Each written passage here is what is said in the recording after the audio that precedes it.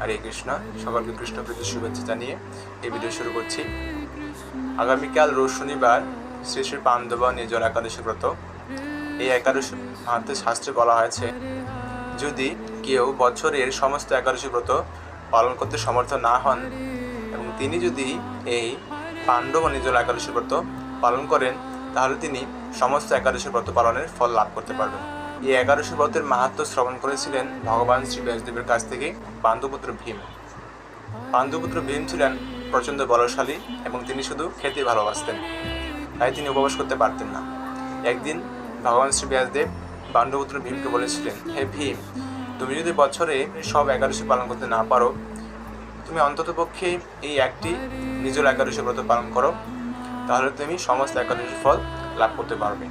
তো ভগবান শ্রী ব্যাসদেবের কথায় অনুপ্রাণিত হয়ে পাণ্ডুপুত্র ভীম এই একাদশী ব্রত পালন করা শুরু করেছিলেন। তাই তার নাম অনুসারে এই একাদশীকে পাণ্ডব নির্জলা একাদশী ব্রত বলা হয়। এই একাদশী ব্রতে জল পর্যন্ত গ্রহণ করা নিষিদ্ধ। এটি আত্মসংযম, ভক্তি ও ত্যাগের চূড়ান্ত নিদর্শন। এই একাদশী ব্রত পালনের মাধ্যমে সমস্ত পাপ বিনষ্ট হয়ে যায় এবং ভগবান অশেষ কৃপা লাভ হয়। জয় শ্রী শ্রী পাণ্ডব নির্জলা একাদশী ব্রত কি জয়। হরে কৃষ্ণ।